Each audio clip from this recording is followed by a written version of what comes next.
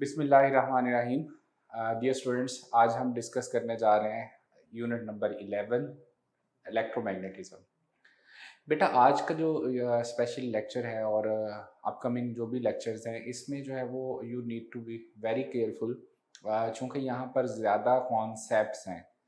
Concepts mean कि यहाँ पर ज़ाहिर है हम रूल्स अप्लाई करेंगे डायरेक्शन फाइंड करने के लिए, और एक एक लाइन, एक एक जो कॉन्सेप्ट है वो इम्पोर्टेंट होगा।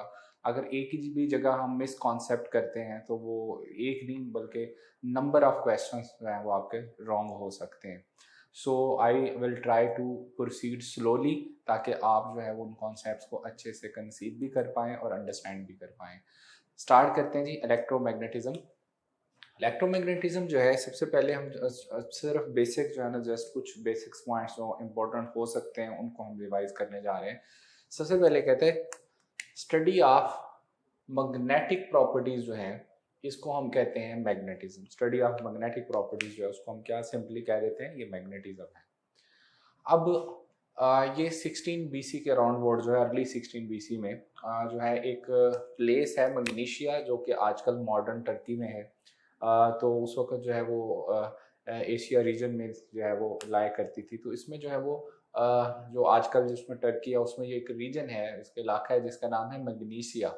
सो वहाँ पर ना एक आयरन ओर जो है वो डिस्कवर हुआ, Fe3O4, जिसको हम मैग्नेटाइट कहते हैं। तो उसमें जो है वो ये एबिलिटी थी कि उसके पास जो है वो जब आयरन या कोई भी जो है वो मैग्नेटिक मटेरियल लेके आते थे तो उसको अपनी तरफ क्या कर लेता था, अट्रैक्ट कर लेता था। तो वो पत्थर जो है वो डिस्कवर होने के बाद जो है इसके ऊपर सर्च स्टार्ट हुई। और स्टडी ऑफ मैग्नेटिक प्रॉपर्टीज जो है, अगर हम इसको एसोसिएट कर देते हैं, स्टडी ऑफ, जब आप मैग्नेटिक प्रॉपर्टीज को स्टडी कर रहे होते हो एसोसिएटेड विद इलेक्ट्रिसिटी के साथ, इसको एसोसिएट करके और उससे रिलेटेड लॉज के साथ जो है वो उसको एसोसिएट करके जब हम उसकी स्टडी करते हैं तो उसको फिर हम क्या कह देते हैं, इलेक्ट्रोमैग्नेटिज्म कह देते हैं। इसको सबसे पहले जो है वो डिस्कवर किया था ऑरस्टेड ने, और इस जो है वो अराउंड अबाउट 1820 में। और सबसे पहले उसने मैग्नेटिज्म का फिनोमेना जो है वो डिस्कवर किया। उसने कहा कि जब भी किसी वायर में करंट पास कर रहा होता तो उसके अराउंड जो है वो मैग्नेटिक फील्ड जो है वो डेवलप होती है। अच्छा, यहाँ बहुत इंपॉर्टेंट मल्टीपल चॉइस अक्सर जो है पूछा जाता है, हु डिस्कवर्ड द मैग्नेटिज्म या फिनोमेना ऑफ मैग्नेटिज्म जो है वो फर्स्ट। सो ऑप्शंस आपके पास हो सकते हैं फैराडे, ठीक है जी, हेनरी, इसी तरह से ऑर्स्टेड ऑर्स्टेड। सो इसमें आंसर जो है वो ऑर्स्टेड होगा। क्यों? क्योंकि जो है वो फैराडेज और माइकल फैराडे और जोसेफ हेनरी जो है उसने इसका रिवर्स फिनोमेना जो है वो डिस्कवर किया था, जिसको आप इलेक्ट्रोमैग्नेटिक इंडक्शन कहते हो। ऑर्स्टेड जो है, it was the first person who discovered the phenomena of magnetism. ठीक है जी, इलेक्ट्रोमैग्नेटिक इंडक्शन जो है that was discovered by Faraday and Joseph Henry. और जो मैग्नेटिज्म सिंपल है, इसका फिनोमेना जो है that was introduced by Oersted. ठीक है जी, ये वाला मल्टीपल चॉइस जो है इंपॉर्टेंट है, ये याद रखना है। जब हम मैग्नेटिक फील्ड करते हैं, like electric field magnetic field भी होती है, तो उसको हम क्या कहते हैं, magnetic field the region around the magnet where, या जो अगर एक मटेरियल मैग्नेटाइज्ड है, so where it can show its influence जो है अपॉन मैग्नेटिक मटेरियल। मतलब अगर हम उसके रीजन में, उसके अराउंड जो है, अगर किसी भी मैग्नेटिक मटेरियल को लेके आएंगे तो उसमें भी जो है वो अपनी प्रॉपर्टीज जो है, उसका इन्फ्लुएंस जो है वो शो करने की कोशिश करेगा मैग्नेट। सो उस रीजन को हम क्या कह देते हैं, मैग्नेटिक फील्ड कह देते हैं। अच्छा, बड़ी सिंपल सिंपल सी प्रॉपर्टीज है। मैग्नेटिक लाइंस ऑफ फोर्स जो हैं, जैसे हमने इलेक्ट्रिक लाइंस ऑफ फोर्स जो है वो इंटरसेक्ट नहीं करती, तो they do not intersect each other. Similarly जो है वो जो मैग्नेटिक फील्ड लाइंस हैं, ये क्लोज पाथ हमेशा बनाती हैं। इनका पाथ जो है वो क्लोज्ड होता है। ठीक है जी। अच्छा, इसमें जो इनका पाथ जो है वो, जब हम कह रहे हैं कि ये हमेशा क्लोज्ड पाथ सब्सक्राइब करती हैं, तो इसका मतलब है कि it starts from emerge from north pole और एंड आके कहाँ होती हैं, साउथ पोल पर। एंड देन इट जो है वो स्टार्ट अगेन जो है वो साउथ से, फिर जो है वो वापस नॉर्थ, एंड नॉर्थ से साउथ। इसका मतलब ये क्लोज पाथ बना रही होती हैं। A single isolated north and south pole cannot exist. Very important point जी, ये वाला पॉइंट याद रखना है। जैसे अगर हम आपसे को कहे जी कि अगर हमारे पास एक मैग्नेट है with its north and south pole, आप क्या किया, आपने क्या किया, इसको टू इक्वल पार्ट्स में लेट से डिवाइड कर लिया। तो डिवाइड करेंगे तो जो रिजल्ट आपके पास आएगा, क्या वो एक तरफ नॉर्थ पोल बन जाएगा, एक तरफ साउथ पोल बन जाएगा? ऐसा नहीं। अगर आप क्लियरली इसको कट करते हैं और एक मैग्नेटिज्म लूज ना हो, तो फिर क्या होगा कि एक इंडिपेंडेंट नॉर्थ और साउथ पोल्स बन जाएंगे। सो ये जो है वो कभी भी ऐसा नहीं होगा कि आपने कट किया तो एक तरफ नॉर्थ पोल बन जाएगा, एक तरफ साउथ पोल। अगर आप इसको टू इक्वल पार्ट्स में या दो पार्ट्स में भी कट कर देते हैं, सो वो भी दो जो है वो टाइनी मैग्नेट बन जाएंगे हमारे पास विद इट्स जो है वो नॉर्थ एंड साउथ पोल। उसमें नॉर्थ पोल भी होगा और साउथ पोल भी होगा। तो सिंगल आइसोलेटेड नॉर्थ और साउथ पोल जो है वो दे कैन नॉट एग्जिस्ट। अच्छा, सिंपली जो है वो जो हमारे पास मैग्नेट है जार, इसमें जो मैग्नेटिक फील्ड लाइंस है इट मर्जेस फ्रॉम जो है वो north pole and ends on south pole. अच्छा, और ये पूरी जो स्पेस है अराउंड द मैग्नेट उसको कवर कर रही होती हैं। बाकी सिंपल सी चीज़ें हैं जी। सिमिलर पोल्स हम कहते हैं, सिमिलर पोल्स जो हैं they will repel each other, opposite poles जो हैं दे अट्रैक्ट ईच अदर। ये सिंपल सी बातें हैं। अच्छा, अनमैग्नेटाइज्ड जो मटेरियल होते हैं, जो मैग्नेटिक मटेरियल्स हैं, उनको मैग्नेटाइज करने के लिए हमारे पास ना तीन मेथड है। या तो हम उसमें से डीसी करंट पास करें, उसको मैग्नेटाइज कर सकते हैं। सिंगल और डबल टच मेथड है। ये क्या होता है, देखिए हमारे पास लेट से कि हमने किसी मैग्नेटिक मटेरियल को जो है वो क्या करना है, मैग्नेटाइज करना है। जैसे फेरोमैग्नेटिक मटेरियल है हमारे पास, उसको मैग्नेटाइज करना है। तो आप क्या करोगे, आप एक सोलेनाइड जो है वो लेकर उसके साथ जो है वो एक डीसी सोर्स जो है वो हैवी डीसी सोर्स लगा देंगे। और क्या करेंगे आप इसमें एक फेरोमैग्नेटिक मटेरियल या एक मैग्नेटिक मटेरियल जो है इसमें इंट्रोड्यूस करेंगे जिसमें डोमेन्स होती हैं। सो क्या है, जो ही आप स्विच क्लोज कर देंगे तो उसकी जो मैग्नेटिक लाइंस, मैग्नेटिक जो डोमेन्स हैं वो अपने आप को अलाइन कर लेंगी and that will become magnetised material और मैग्नेटाइज हो जाएगा। ठीक है जी।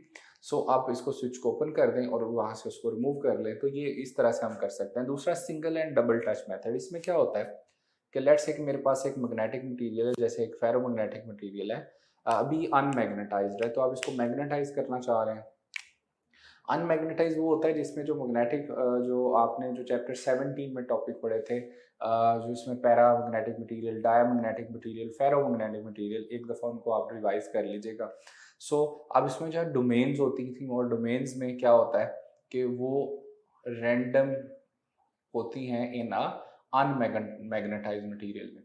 तो आप क्या करें कि एक मैग्नेट लेकर, एक मैग्नेट जो है विद इट्स नॉर्थ और साउथ पोल, आप एक मैग्नेट लेकर उसको इसके एंड के ऊपर इस तरह से रखें और इसको ना स्लाइड करें इसके ऊपर इस तरह से। सिंगल टच मेथड में आपने इसको ना स्लाइड करना है एक एंड से दूसरे एंड तक स्लोली और यूनिफॉर्म स्पीड के साथ, और यहाँ आके उसको उठा देना है। फिर से आपने इसी तरह से ये मेथड बार बार रिपीट करना है। इसको हम कहते हैं सिंगल टच मेथड। और इससे जो है वो क्या होगा, इसकी जो डोमेन्स हैं वो सारी की सारी अलाइन हो जाएंगी और हम कहेंगे कि ये जो मैग्नेटिक मटेरियल है वो क्या हो गया है, मैग्नेटाइज हो गया। ठीक हो गया। सिंपली डबल टच मेथड में क्या होता है, दो मैग्नेट आप एक साथ यूज कर लेते हैं। लेट्स से कि इस तरफ मैंने जो है वो साउथ नॉर्थ पोल रखा हो, तो मैं इधर जो है वो नॉर्थ और साउथ पोल रखूंगा। दो magnet at a time use होंगे इसके ऊपर। और आप क्या करेंगे, दोनों को एक साथ मूव करेंगे, इधर से नॉर्थ उधर से साउथ पोल, और इस तरह से करते करते सेंटर पे आके दोनों को हम उठा लेंगे। तो यही मेथड बार बार रिपीट करने से वो जल्दी मैग्नेटाइज हो जाता है। तो सिंगल टच मेथड जो है उसमें से एक मैग्नेट यूज होता है, डबल टच मेथड में दो मैग्नेट यूज होते हैं। This is how we can magnetize and unmagnetize material जो है। लेकिन मैग्नेटिक मटेरियल होना चाहिए। तो अगर वो मैग्नेटिक मटेरियल अनमैग्नेटाइज है उसको आप मैग्नेटाइज कर सकते हो। अच्छा, अगर हमारे पास एक मैग्नेटाइज मटेरियल उसको डीमैग्नेटाइज करना है तो उसके लिए क्या मेथड होते हैं? तो to demagnetize a magnetic material जो है, सबसे पहला जो है उसको कहते हैं हीटिंग इफेक्ट, बाय हीटिंग। तो आप अगर जो है वो किसी भी मैग्नेट को हीट अप करते हो, मैग्नेट को आपने हीट अप करना शुरू कर दिया, तो वो अपनी सर्टेन टेम्परेचर पे जाकर जो है अपनी मैग्नेटिज्म को क्या कर देगा, लूज कर देगा। और उस टेम्परेचर को आप प्यूरी टेम्परेचर का नाम भी दिया करते थे। सो हीटिंग से हीट करने से जो है वो मैग्नेटिक मटेरियल अपनी प्रॉपर्टीज को लूज कर देते हैं। मतलब अगर हम एक मैग्नेट को हीट अप करना शुरू कर देंगे तो वो अपनी मैग्नेटिक प्रॉपर्टीज लूज कर देगा। नेक्स्ट जो है जी second is by passing strong AC current अगर उसमें से पास करेंगे, लेट्स से कि ये सोलेनोइड के केस में आप यहाँ पर एसी सोर्स ले लेते हैं और उसको यहाँ रख देते हैं, तो चूंकि एसी अपनी डायरेक्शन जो है ऑल्टरनेटिंग करंट क्या करता है, रिवर्स करता है। सो वो जो है वो जब रिवर्स करंट इसमें से फ्लो करेगा तो वो जो है वो उसकी मैग्नेटिज्म को जीरो कर देगा। तो वहां से आप अगर उसको रिमूव कर देते हैं, स्विच ऑफ कर देते हैं, तो वो डीमैग्नेटाइज हो जाएगा। नेक्स्ट जो थर्ड प्रोसेस है bye hammering.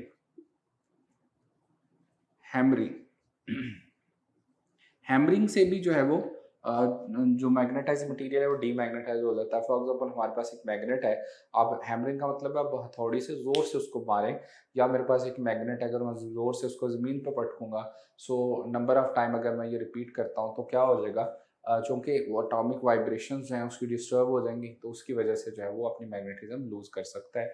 So there are 3 methods जिसमें हम जो है वो किसी भी मैग्नेटाइज जो मटेरियल है उसको डीमैग्नेटाइज कर सकते हैं, by heating, by passing alternating current, या बाय हैमरिंग।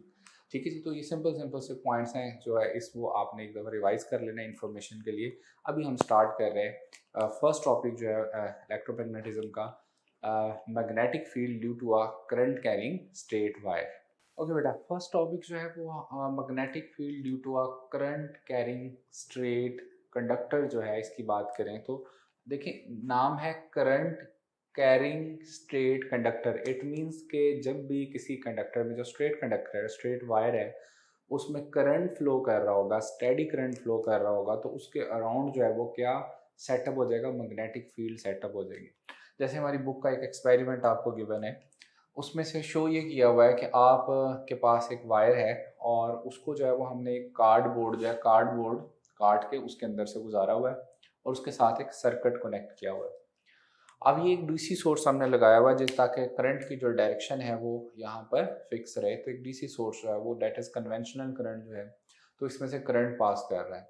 सो जब करंट इसमें से पास करता है तो उसके अराउंड जो है वो मैग्नेटिक फील्ड सेट अप हो जाती है। इसका मतलब ये हुआ, हम कह सकते हैं, कहते हैं जी व्हेन इस एक्सपेरिमेंट के अकॉर्डिंग जो है करंट जो है फ्लोज थ्रू द कंडक्टर, जो ही आप स्विच यहाँ से क्लोज करेंगे फ्लोज, तो क्या होता है जी मैग्नेटिक फील्ड जो है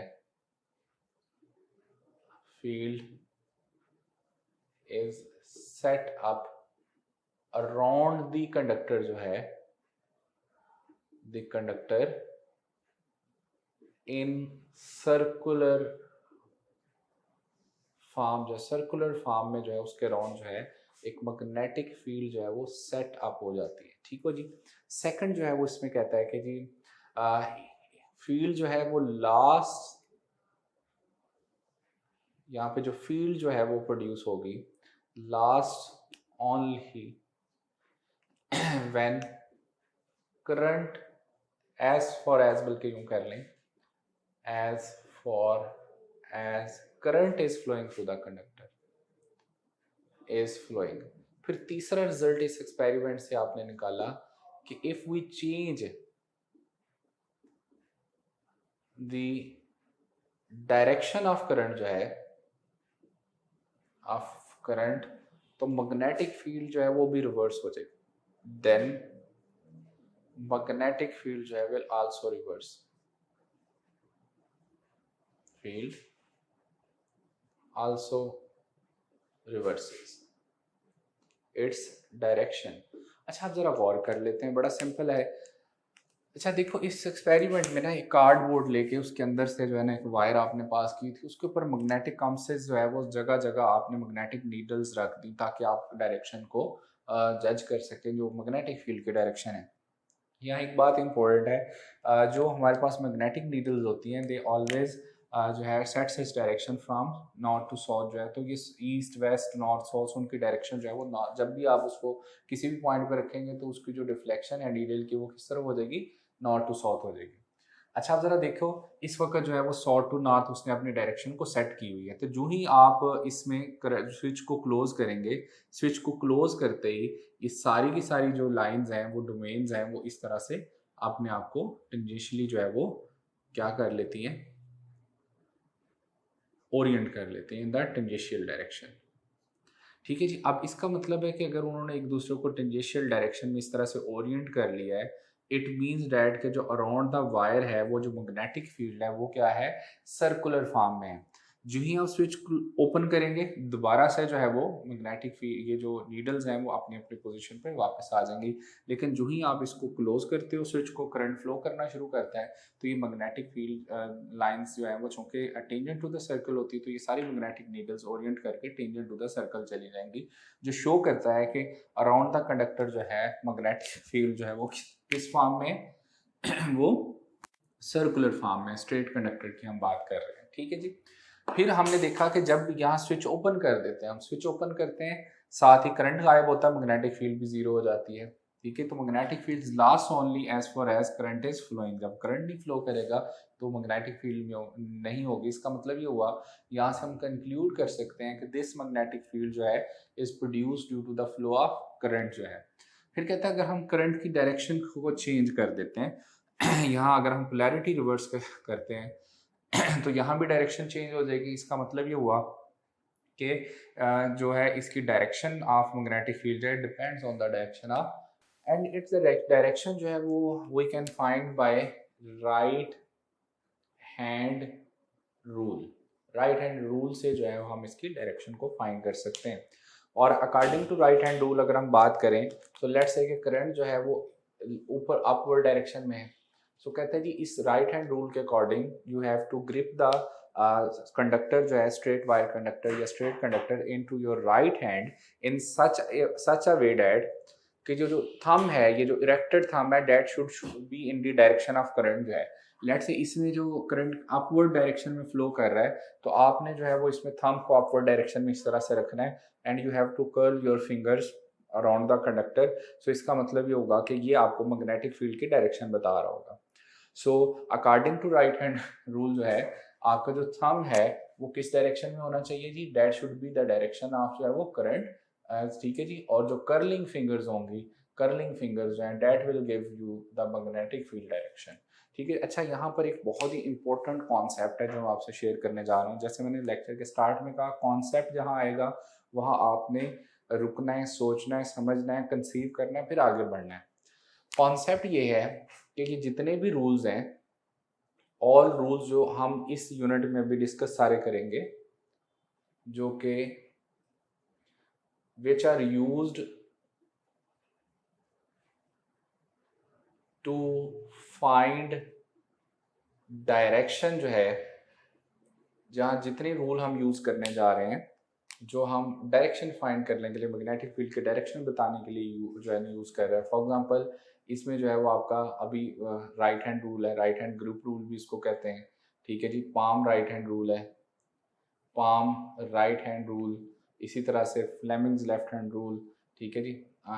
Fleming left hand rule, Fleming's rule जो है, इस तरह के सारे रूल्स जो हैं extra, they are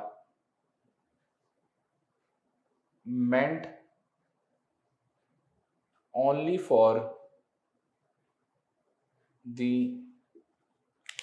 positive charges।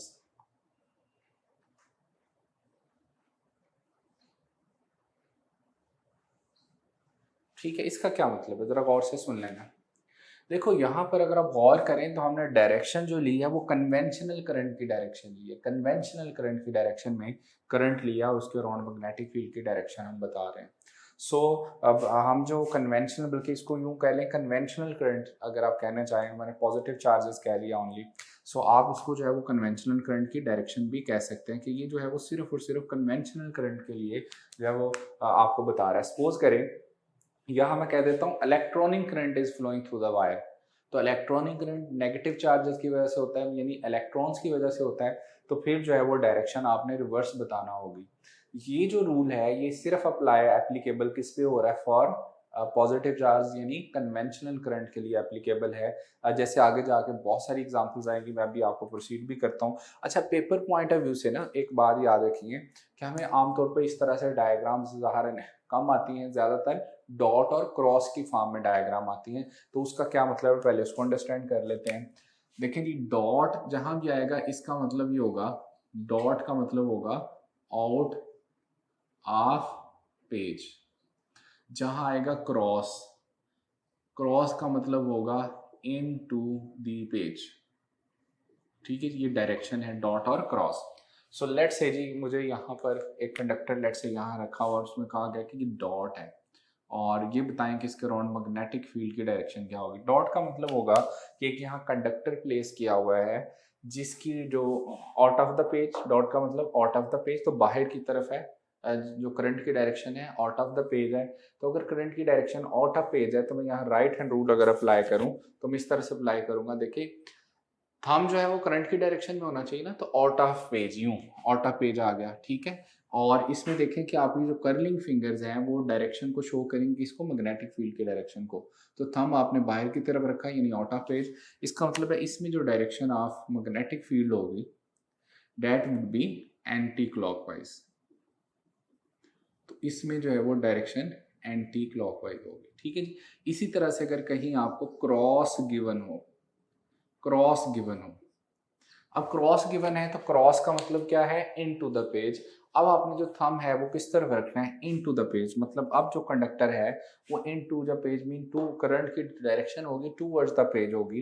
तो अब आपने जो फिंगर्स को कर्ल करना है इस तरह से करेंगे, थंब को इनसाइड रखेंगे। इसका मतलब ये हुआ कि यहाँ पर जो डायरेक्शन है वो आपकी क्या बनेगी, क्लॉकवाइज,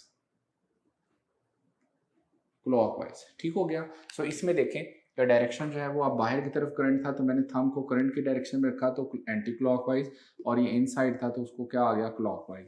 सो इसमें जो है वो आपको डॉट और क्रॉस की फॉर्म में यूजुअली जो है वो डायग्राम्स गिवन होंगी। डॉट का मतलब out of the page, cross का मतलब इन टू द पेज। फिर से याद रखें जो मैंने पॉइंट बताया, चूंकि ये जो रूल हम अप्लाई कर रहे हैं वो सिर्फ जो है वो आपके पास जो आगे पाम राइट हैंड रूल भी पढ़ेंगे हम, ये राइट हैंड रूल भी, राइट हैंड ग्रिप रूल भी, ये सारे रूल जो हैं वो सिर्फ किसके ऊपर अप्लाई हो रहे हैं, पॉजिटिव चार्जेस के ऊपर अप्लाई हो रहे हैं, नेगेटिव चार्ज पे अप्लाई नहीं होते। अगर लेट्स से कि यहाँ आपको कहा जाए कि electronic current is out of the page, अगर यहाँ इलेक्ट्रॉनिक करंट बताया हो तो फिर हम यहाँ एंटी क्लॉकवाइज डायरेक्शन नहीं बताएंगे, वो आप क्लॉकवाइज बताएंगे। और इस केस में अगर वो कह दे जी electronic current is into the page, तब आप जो है उसकी डायरेक्शन क्लॉकवाइज नहीं क्या बता देंगे, एंटी क्लॉकवाइज। तो हम रूल वैसे ही अप्लाई कर लेते हैं इलेक्ट्रॉनिक करंट के लिए भी, लेकिन डायरेक्शन भी हमें रिवर्स बताना है। क्यों, क्योंकि रूल जो सारे के सारे जो सेट किए हुए आपने स्टैंडर्ड क्या है वो सिर्फ कन्वेंशनल करंट की डायरेक्शन के लिए होते हैं, पॉजिटिव चार्जेस के लिए होते हैं, नेगेटिव चार्जेस के लिए नहीं होते। अरे बेटा अब जो है वो आपने डायरेक्शन फाइंड करना तो सीख ली कि अगर हमारे पास एक स्ट्रेट वायर हो उसके अराउंड जो है वो मैग्नेटिक फील्ड जो है उसकी डायरेक्शन क्या होगी, you can find by right hand rule. लेकिन अगर उसका मैग्नीट्यूड फाइंड करना हो तो वो कैसे फाइंड करेंगे, यानी मैग्नेटिक फील्ड स्ट्रेंथ अगर कोई कहे फाइंड करने के लिए तो उसका क्या प्रोसीजर है। सपोज करें जी हमारे पास जो है एक वायर है और उसमें से आई करंट जो है वो फ्लो कर रहा है, और इसकी ये कौन सा करंट ले रहे हैं हम, कन्वेंशनल करंट ले रहे हैं, ठीक है जी। और लेट्स से कोई आपको कहता है कि इस पॉइंट के ऊपर इस वायर से आर डिस्टेंस पे ये बताएं कि इस पॉइंट के ऊपर मैग्नेटिक फील्ड स्ट्रेंथ जो है वो क्या होगी। अच्छा बात ये है कि आप जो है वो इसके अराउंड जो है वो एक सर्कल ड्रॉ करेंगे, ठीक है, एक लूप ड्रॉ करोगे और उस लूप को जो है वो हम क्या नाम देते थे, एम्पीरियन लूप, ठीक है जी। और उस एम्पीरियन लूप को आप n इक्वल पार्ट्स में क्या कर लेंगे, डिवाइड कर लेंगे, और हर इक्वल पार्ट में यहाँ पर देखें मैग्नेटिक फील्ड की डायरेक्शन तो हमें पता है कैसे, आपने जो राइट हैंड ग्रिप रूल से देखें तो करंट अपवर्ड डायरेक्शन में है तो इसका मतलब है एंटी क्लॉकवाइज होगी, और किसी भी पॉइंट पर इसकी मैग्नेटिक फील्ड की जो डायरेक्शन है वो टेंजेंट टू द सर्कल होगी। सो मैग्नेटिक फील्ड की हमें डायरेक्शन पता है, हमें क्या फाइंड करना है, मैग्नीट्यूड। सो मैं आपको मैग्नीट्यूड फाइंड करने का तरीका बताने लगा हूँ। तो किसी भी पॉइंट पर जो है वो इसके अगर हम इस एम्पीरियन लूप को, एम्पीरियन लूप जो आपने क्लोज्ड पाथ में लिया है, ठीक है, क्योंकि electric field lines are always close तो इसलिए एम्पीरियन लूप आपने लिया। सो अब देखें कि यहाँ पर इस एम्पीरियन लूप को अगर हम n इक्वल पार्ट्स में डिवाइड कर लेते हैं और हर इक्वल जो पार्ट है इसका उसको हम नाम दे देते हैं delta L. So by Ampere's circuital law हम कहते होते थे कि जो मैग्नेटिक फील्ड स्ट्रेंथ है बी डॉट डेल्टा एल जो है sum of all the path elements I से लेकर 1 से लेकर n तक इज इक्वल टू क्या होता है, mu naught times current enclosed by the conductor, यही होती है डेफिनेशन। अच्छा जी, अब आपने जो है वो इसको चूंकि n पार्ट्स में डिवाइड किया हुआ 1 से लेकर n तक, और कहते हैं किसी भी स्मॉल इंटरवल के ऊपर जिसकी लेंथ हमने डेल्टा एल सपोज की है, उन दोनों का जो प्रोडक्ट है बी डॉट डेल्टा एल, अगर उन सबका सम ले लेंगे तो वो म्यू नॉट टाइम्स आई के इक्वल होता है। अच्छा जी, यहाँ से जरा देखें, चूंकि ये एक स्ट्रेट कंडक्टर है, स्ट्रेट कंडक्टर जो होता है उसके अराउंड जो मैग्नेटिक फील्ड है अगर सर्कुलर फॉर्म में है, तो इस सर्कल के ऊपर चारों तरफ चूंकि रेडियस सेम होगा, इसका मतलब है वायर से डिस्टेंस भी सेम होगा, और वायर से डिस्टेंस सेम है तो इसका मतलब हर पॉइंट के ऊपर मैग्नेटिक फील्ड स्ट्रेंथ की वैल्यू कांस्टेंट रहेगी इसी जो है वो लाइन के ऊपर। इसका मतलब है क्योंकि मैग्नेटिक फील्ड कांस्टेंट, इसको समेशन के साइन से बाहर निकाल लें, तो I is equal to 1 to n into क्या रह गया, delta L is equal to mu naught I. चूंकि b जो है वो थ्रू आउट द सर्कल जो है इस सर्कल के ऊपर कांस्टेंट, और चूंकि डिस्टेंस रेडियस कांस्टेंट रहेगा तो b की वैल्यू भी कांस्टेंट रहेगी, तो b बाहर आ गया। अब ये जो सारे के सारे पाथ एलिमेंट्स हैं, अगर आप गौर करें तो आपने इसको इंपीरियल लूप को n इक्वल इंटरवल्स में डिवाइड किया था, each of length delta L, इन सब को ऐड कर लें तो आपके पास सर्कमफ्रेंस ऑफ द सर्कल आ जाएगा। ज़ाहिर सर्कल है ना, इंपीरियल लूप है, एक सर्कल है, तो ये 2 पाई आर इसका सर्कमफ्रेंस आ जाएगा, किसके इक्वल, म्यू नॉट आई। यहाँ से b is equal to mu naught I divided by 2 pi r, ये आपके पास आंसर आ। ठीक है जी, इसका मतलब ये हुआ कि डायरेक्शन अगर फाइंड करनी हो आप तो राइट हैंड रूल से फाइंड कर लेंगे, और मैग्नीट्यूड फाइंड कर रहा हो मैग्नेटिक फील्ड स्ट्रेंथ का एट ए डिस्टेंस आर किसी भी पॉइंट पर अराउंड अ स्ट्रेट कंडक्टर जो है, आप फॉर्मूला क्या अप्लाई करोगे, b is equal to mu naught I divided by 2 pi r. इसका मतलब है यहाँ से हम कंक्लूड कर सकते हैं कि मैग्नेटिक फील्ड स्ट्रेंथ जो है वो डायरेक्टली प्रोपोर्शनल टू करंट है, जबकि inversely proportional to distance from the wire है। और हम कह सकते हैं कि अगर हम करंट यहाँ डबल करेंगे, मैग्नेटिक फील्ड स्ट्रेंथ भी डबल हो जाएगी। यहाँ डिस्टेंस जो है वो जो जो हम उस वायर से दूर जाएंगे मैग्नेटिक फील्ड स्ट्रेंथ कम होती जाएगी, और जो जो इस वायर के पास आएंगे मैग्नेटिक फील्ड स्ट्रेंथ बढ़ती जाएगी। So this is very important relation जो है, इससे रिलेटेड काफ़ी दफ़ा पास्ट पेपर में क्वेश्चंस आ चुके हैं। इसी तरह से जैसे आपके बुक में एक न्यूमेरिकल भी इसी तरह का, और उसकी जो स्टेटमेंट कुछ इस तरह से है, कहता है जी a power line carrying a current of 100 amperes, ठीक है जी, आपसे पूछा गया क्या है जी, आप ये बताएं, द मैग्नेटिक फील्ड स्ट्रेंथ जो है बताएं at a point on the ground just below the wire if its height is 10 metre. Let's say ये क्वेश्चन है, ठीक है जी।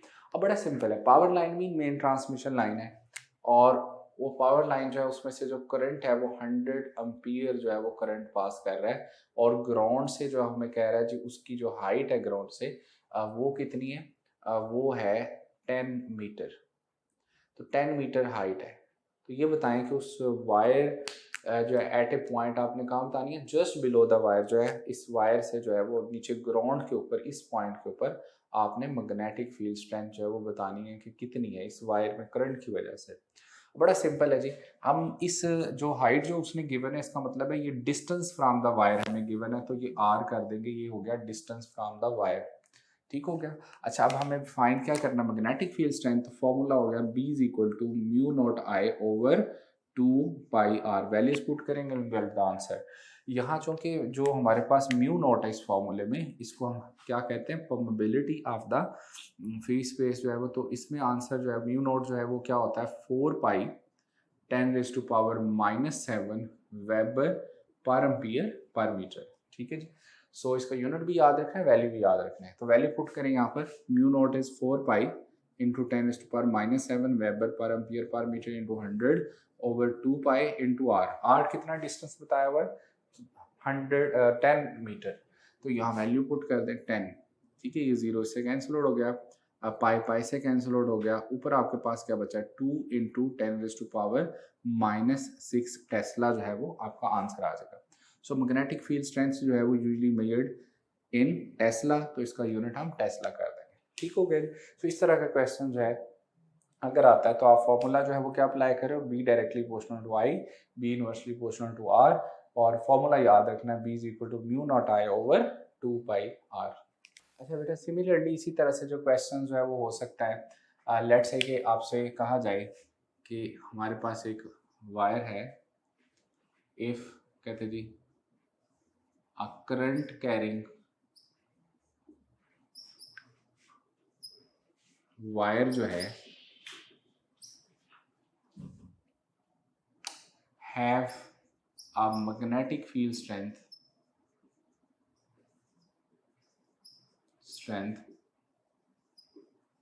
beta, ये b sorry, at a distance r from the wire। ठीक है। अब क्वेश्चन जो है ये आपसे पूछा गया, ये बताएं जो है वो एक अगर हमारे पास करंट कैरिंग वायर है और उसमें मैग्नेटिक फील्ड स्ट्रेंथ बी है एट एक पॉइंट जो है वो डिस्टेंस आर फ्रॉम है। सो अगर आपसे कहे जी if current is doubled, current को आपने डबल कर दिया, एंड डिस्टेंस जो है इज रिड्यूस्ड टू हाफ, ये बताएं देन जो है वो मैग्नेटिक फील्ड जो है एट द सेम पॉइंट जो है मैग्नेटिक फील्ड स्ट्रेंथ जो है वो क्या होगी। अब डिस्टेंस जो है वो आपने बढ़ा दिया, आर डबल का रिड्यूस कर दिया, हाफ कर दिया। ठीक है जी। अच्छा जी, अब आप देखें कि यहाँ पर जो इस तरह का क्वेश्चन है जिसमें उसने डबल करंट डबल किया है और डिस्टेंस को रिड्यूस कर दिया, हाफ कर दिया, इस तरह क्वेश्चन, जस्ट आपको फॉर्मेशन बताना है कि सॉल्व कैसे करना है। तो B is equal to new value जो है वो म्यू नॉट आई, करंट जो है उसने क्या किया है, डबल किया है, और जो डिस्टेंस है उसको रिड्यूस कर दिया, रिड्यूस करके कितना किया, 1 हाफ, हाफ कर दिया, तो 1/2r हो गया। ठीक है, पहले डिस्टेंस r था, अब r/2 हो जाएगा। तो अब ये 2 पर जाके मल्टीप्लाई होगा, इसका मतलब ये हुआ कि 4 mu naught I over 2πr, it means कि उसकी जो मैग्नेटिक फील्ड स्ट्रेंथ है वो ओरिजिनल का क्या हो जाएगी, 4 टाइम्स हो जाएगी उस पॉइंट पे। ठीक है जी। अच्छा, यहाँ पर ना इसी तरह के क्वेश्चन जब आप सॉल्व करते रहते हैं, प्रैक्टिस करते रहते हैं, जो कि आप में बहुत सारे स्टूडेंट कॉन्सेप्ट्स की बजाय रट्टा भी लगा लेते हैं, जिसकी वजह से गलती हो जाती है। जैसे देखें, बहुत बड़ा ब्लंडर हो जाएगा अगर क्वेश्चन यूँ आ गया। ठीक है जी, आपसे कहा गया है the magnetic field strength at a point due to a current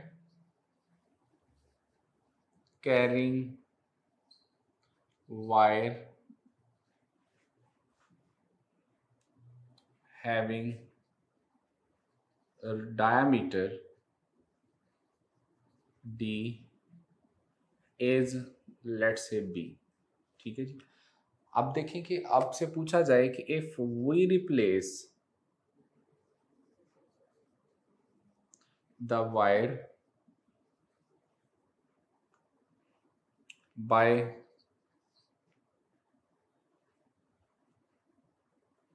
with a wire having diameter, उसका डायमीटर जो है वो क्या हो गया जी, 2d, then magnetic field strength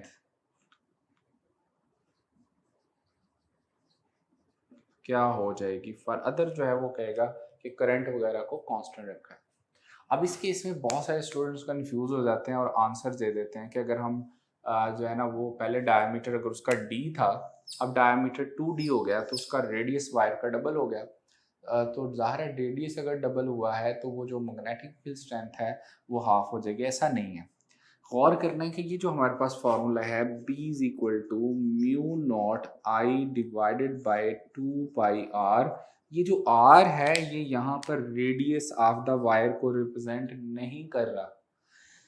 अगर आपकी जो वायर है उसकी जो रेडियस है उसको चाहे आप डबल कर दें, हाफ कर दें, उससे कोई फ़र्क नहीं पड़ता। अगर करंट उसमें सेम है, करंट अगर सेम फ्लो कर रहा है, सो उस अगर पैर तो उसमें मैग्नेटिक फील्ड स्ट्रेंथ डिस्टेंस पे सेम रहेगी।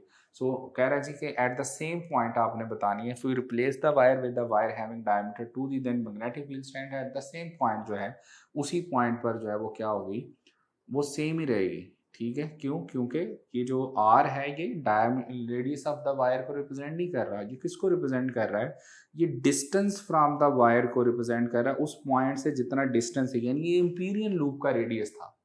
सो याद रखें कि अगर आप वायर का रेडियस जो है उसको चेंज करते हो, डबल कर देते हैं, हाफ कर देते हैं, डायमीटर को चेंज करते हैं, तो इससे जो है वो उस पॉइंट के ऊपर मैग्नेटिक फील्ड स्ट्रेंथ पे कोई फर्क नहीं पड़ेगा, क्योंकि ये जो आर है it's not the radius of wire. ये क्या है? R is the distance of that point from the wire where you are measuring the magnetic field strength।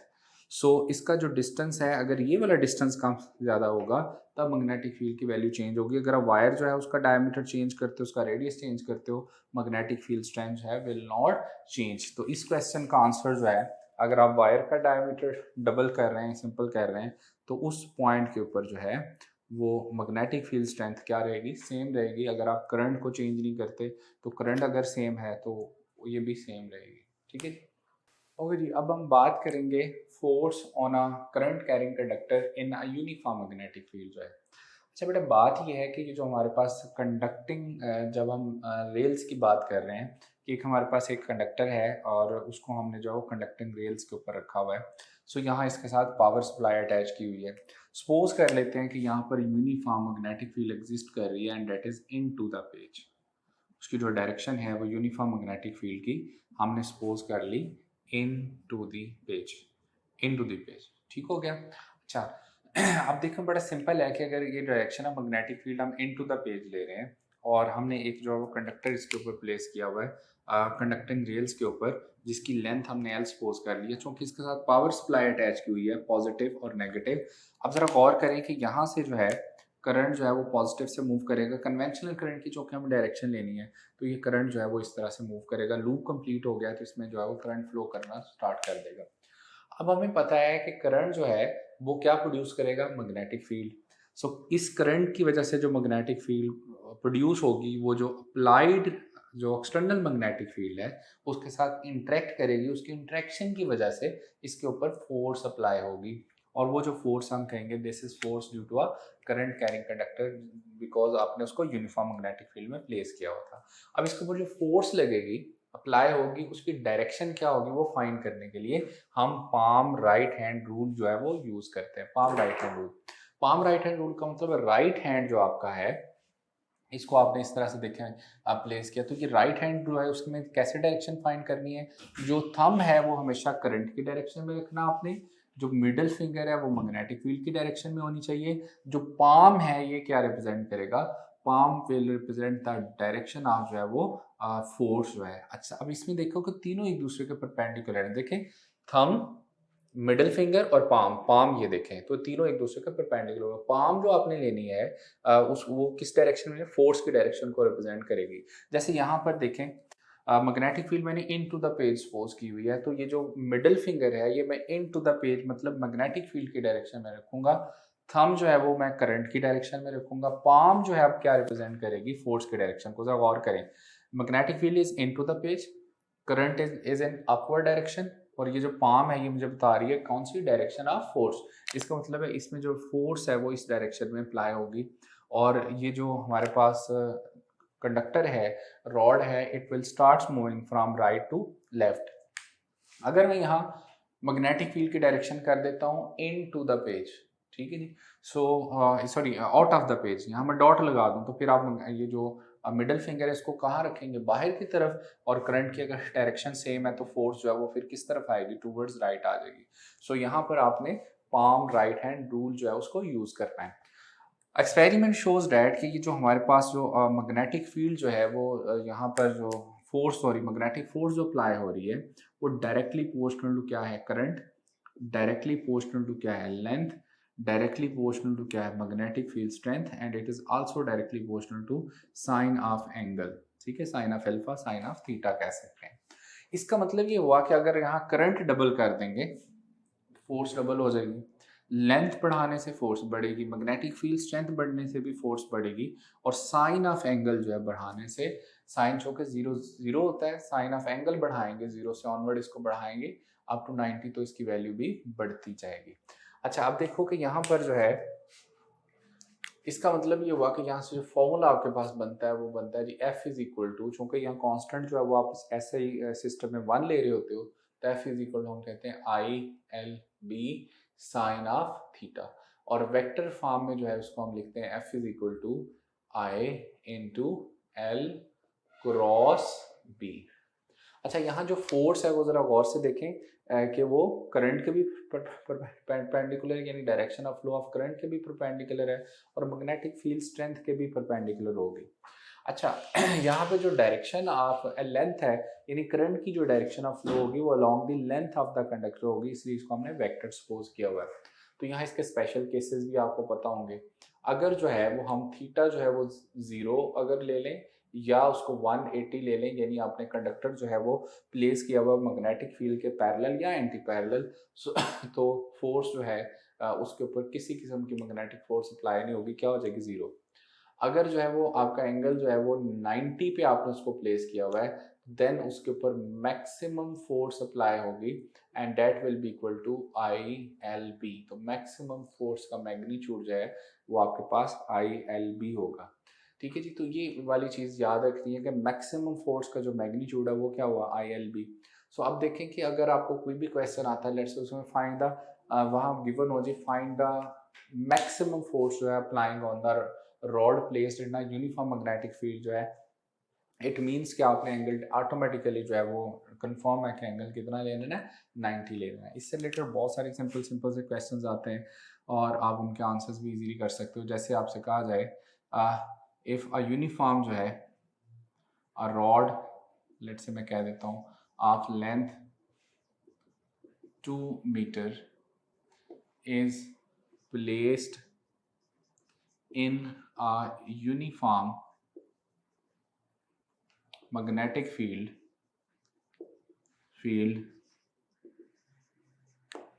Let's say मैं कह देता हूँ ये जी 5 टेस्ला, ठीक है जी, परपेंडिकुलर एट द एंगल भी लेट्स से ले लेते हैं, एट द एंगल ऑफ 30, ठीक है जी। आपसे पूछा जाए जी if current is flowing through it is let's say 5 ampere, then force acting on the wire जो बता दे, सिंपल इस तरह का क्वेश्चन था। तो आपने सिंपली फॉर्मूला अप्लाई कर देना, F is equal to I L B sine of theta, यहाँ से force will be equal to current कितना है जी हम कह रहे हैं 5, लेंथ उसकी जो है 2, मैग्नेटिक फील्ड स्ट्रेंथ जो है वो भी हमने 5 रखी है, साइन ऑफ एंगल जो है वो कितना 30, साइन 30 कितना होता है 1/2, साइन 30 इज 1/2, तो 2 से कैंसिल आउट, हम कहेंगे उसके ऊपर जो फोर्स अप्लाई हो रही है वो 25 न्यूटन जो है वो फोर्स अप्लाई हो रही है। तो इस तरह के सिंपल सिंपल से क्वेश्चन स्टेटमेंट्स वाले आ सकते हैं। आपने जो क्वेश्चन पढ़ते ही समझ जाना है कि अगर फोर्स फाइंड करनी है तो उसमें करंट गिवन होना चाहिए, लेंथ गिवन होनी चाहिए, मैग्नेटिक फील्ड स्ट्रेंथ गिवन होनी चाहिए। Simple you will put the values and get the answer.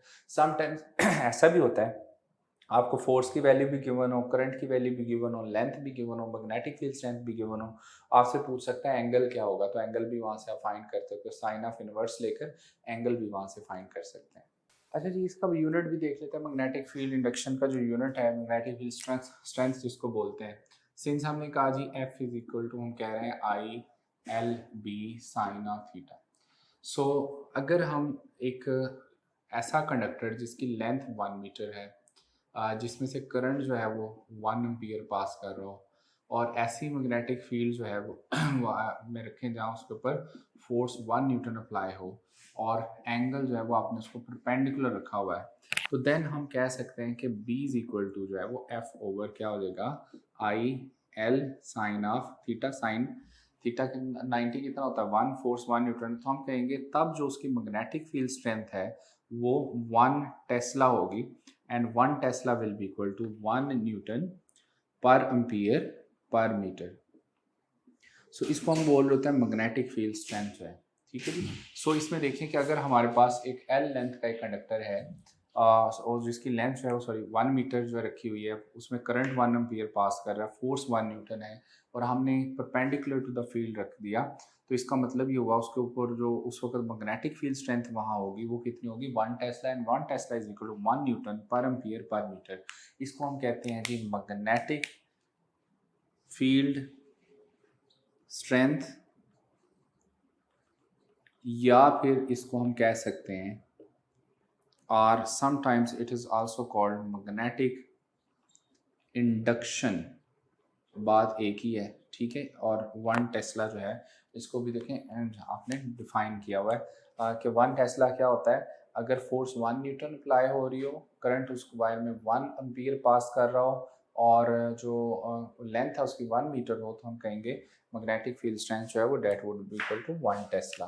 अच्छा, यहाँ से जो है वो आपने जो है वो इसको यूँ भी किया हुआ है, इसको कि जो हमारे पास 1 टेस्ला है ना, डेट इज इसका CGS में जो यूनिट होगा, CGS में इस सिस्टम, ये तो सिस्टम इंटरनेशनल है ना मैग्नेटिक फील्ड स्ट्रेंथ का यूनिट, तो सिस्टम इंटरनेशनल में इसका यूनिट होता है टेस्ला। तो CGS सिस्टम जो है उसमें जो इसका यूनिट होगा वो क्या होता है जी, उसको हम कहते हैं गॉज, या समटाइम ऑर्स्टेड भी कहते हैं, ऑर्स्टेड, ठीक। अच्छा, इसमें जो है वो हमें पता है कि 1 टेस्ला जो है वो 10⁴ गॉस के इक्वल होता है, या हम कह सकते हैं कि 1 गॉस जो है वो 10⁻⁻4 टेस्ला के इक्वल होता है, ठीक है। ये CGS में इसका यूनिट भी याद रखना है। और एक और चीज़ की यहाँ पर अक्सर इक्वेट करने के लिए मल्टीपल चॉइस में आपको अब वो कह सकता है, याद रखना है कि 1 tesla is equal to 1 newton per ampere per metre भी होता है। और चूँकि मैग्नेटिक जो मैग्नेटिक जो है वो इसमें जो चार्ज डेंसिटी थी उसमें जो क्या था, मैग्नेटिक फील्ड जो है हम क्या करते थे, हम मैग्नेटिक फ्लक्स डेंसिटी जो है वो जो कि हमें पता है वो भी होती है, सिंस उसमें हम कहते थे मैग्नेटिक फ्लक्स जो है वो आपके पास B.A होता है, और यहाँ से जो है वो B किसके इक्वल होता था, φ/a। सो वहाँ से भी इसका यूनिट जो है वो वेबर पर मीटर स्क्वायर निकलता है, तो इसका मतलब है that is also equal to weber per metre square, ठीक है जी। So 1 tesla is equal to 1 newton per ampere per metre या वेबर पर मीटर स्क्वायर, ये तीनों यूनिट्स जो हैं वो सेम ही हैं, तो ये वाली चीज़ें भी याद रखनी है। अच्छा, अब हम इंट्रैक्शन ऑफ फील्ड्स की बात करेंगे कि 2 फील्ड्स में अभी हमने जो है ना पाम राइट हैंड रूल से जो है वो देखा कि फोर्स की जो डायरेक्शन है वो किस तरफ आ रही है, वो पाम राइट हैंड रूल हमें बता रहा है। अच्छा जी, अब इसी तरह से जो वो इंट्रैक्शन है मैग्नेटिक फील्ड्स में जो है वो उसको अंडरस्टैंड करते हैं थ्योरेटिकली कि किस तरह से फोर्स अप्लाई होती है। जैसे हमारे बुक में भी एग्जांपल एक गिवन है, लेट्स से कि ये नॉर्थ पोल है, एक साउथ पोल है, और यहाँ पर जो है वो एक कंडक्टर हम उसको प्लेस कर लेते हैं। अगर मैं कंडक्टर जो है उसको कहता हूँ कि लेट्स से यहाँ डॉट लिखता हूँ, डॉट, तो डॉट का मतलब होगा यहाँ एक कंडक्टर प्लेस हुआ है और उसमें करंट की डायरेक्शन क्या है, आउट ऑफ द पेज। अगर मैं क्रॉस करूँगा तो इन टू द पेज।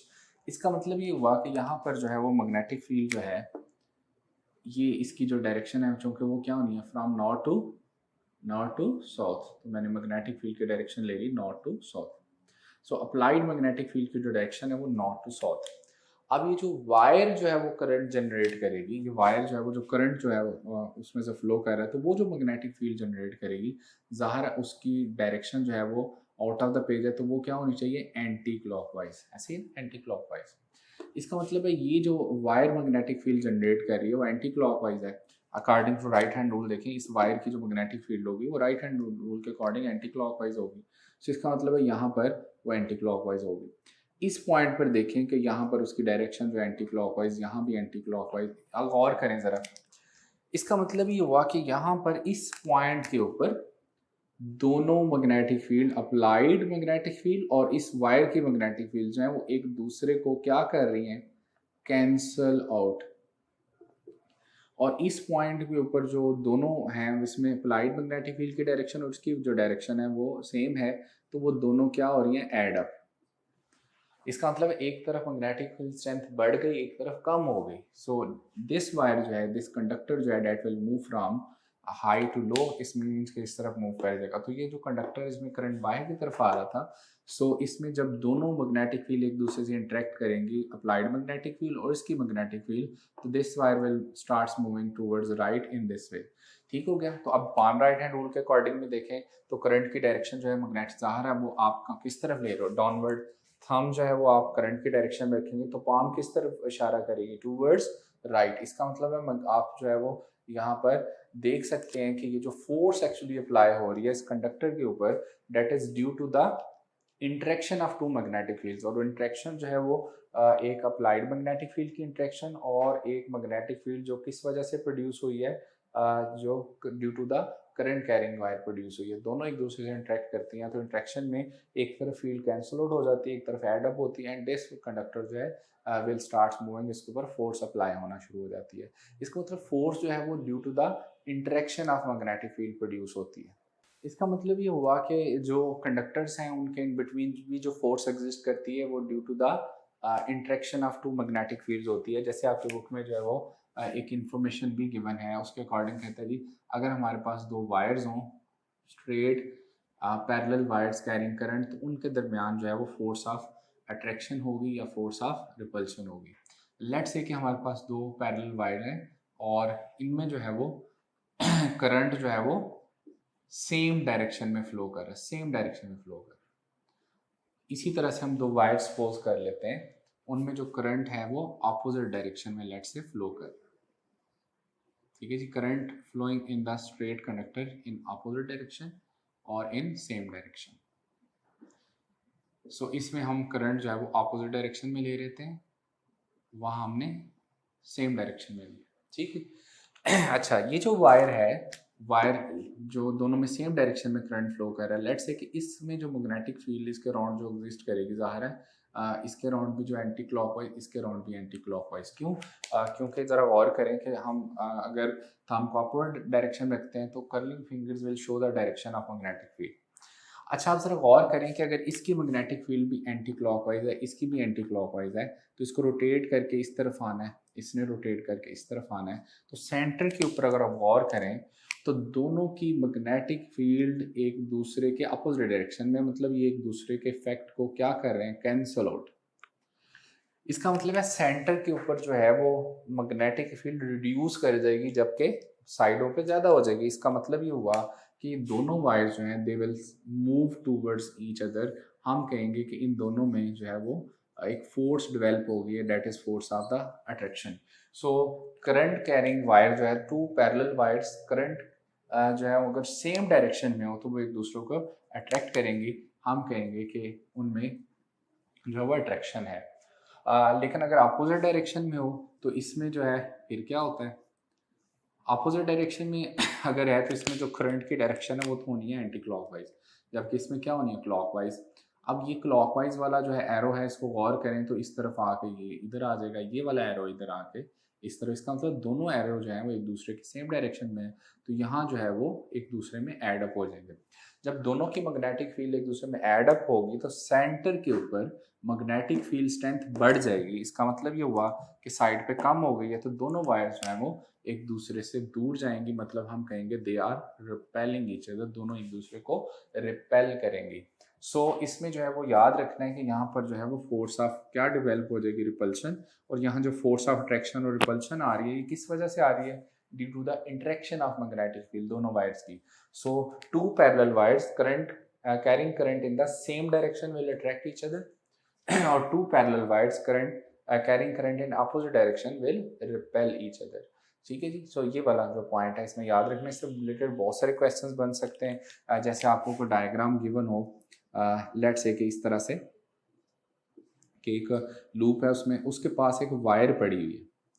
अब वायर जो है उसमें भी करंट इधर इसी डायरेक्शन में है, तो जो कोई करंट सेम डायरेक्शन में है तो दिस वायर जो है will start moving towards the loop. ठीक है जी। इसी तरह से अगर करंट अपोजिट डायरेक्शन में हो so this will start moving away from the loop. तो इस तरह के क्वेश्चन जो है बहुत फ्रीक्वेंटली पूछे जाते हैं। अच्छा जी, एक टिपिकल क्वेश्चन है जो कि आमतौर पर पूछा जाता है कि हमारे पास स्ट्रेट वायर्स हों, उनके दरमियान जो फोर्स एग्जिस्ट करती है, चूँकि वो जो है वो फोर्स पर यूनिट लेंथ या फोर्स अगर हमें कैलकुलेट करनी हो between two parallel wires,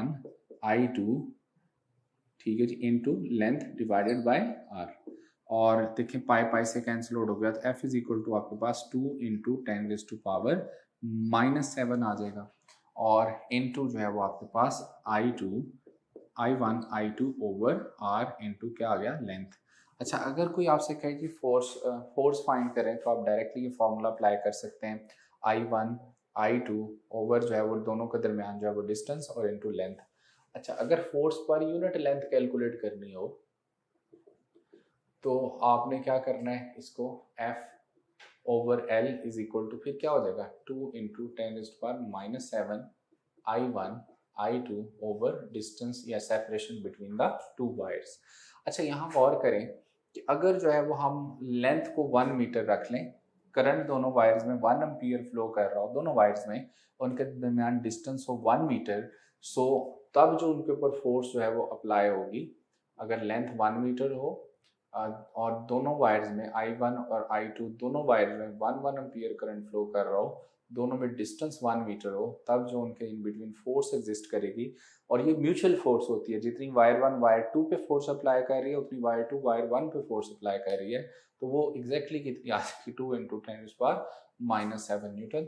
and this is the definition of ampere, जो एक्चुअल डेफिनेशन एम्पियर है, यूनिट ऑफ करंट जो हम जो पढ़ते हैं, वो एम्पियर ने डिफाइन किया था कि अगर हमारे पास दो पैरेलल वायर्स पड़ी हों, दोनों की लेंथ 1 मीटर हो, दोनों जो के दरमियान डिस्टेंस 1 मीटर हो, अगर उनके दरमियान फोर्स एग्जिस्ट कर रही है 2 इंटू 10⁻⁷ न्यूटन, हम कह सकते हैं कि उनमें जो करंट फ्लो कर रहा है वो कितना होगा, 1 एम्पियर होगा। So it is another definition of ampere. So इसको आपने याद रखना है, फोर्स अगर कैलकुलेट करनी आ जाए या force per unit length calculate करनी आ जाए, आप इजीली कैलकुलेट कर सकते हैं। आज के लिए इतना ही काफ़ी है भाई। हमने जो है वो ओवरऑल आज सिर्फ और सिर्फ हमने डिस्कस किया है स्ट्रेट करंट कैरिंग कंडक्टर को। इसमें जो है वो उसकी जो बेसिक्स है मैग्नेटिज्म की, उसको एक नज़र आपने गो थ्रू कर लेना है। उसके बाद जो है वो स्ट्रेट कंडक्टर जो है वो उससे रिलेटेड मैग्नेटिक फील्ड स्ट्रेंथ की जो प्रॉपर्टीज है उनको रिवाइज करना है, force on a current carrying conductor को रिवाइज करना है, रूल्स जो है उनको सीखना है। जैसे मैंने कहा, एक चीज़ पक्की याद कर लेनी है कि ये जो रूल जितने भी हम अप्लाई करेंगे, ये सिर्फ और सिर्फ पॉजिटिव चार्जेस के लिए होते हैं, नेगेटिव चार्ज के ऊपर अप्लाई नहीं होते। नेक्स्ट लेक्चर में इससे रिलेटेड भी क्वेश्चन आएगा, तो आपने याद रखना है इस चीज़ को। मुझे इजाज़त दें, इंशाल्लाह नेक्स्ट लेक्चर के साथ मुलाकात होगी। अल्लाह हाफिज़।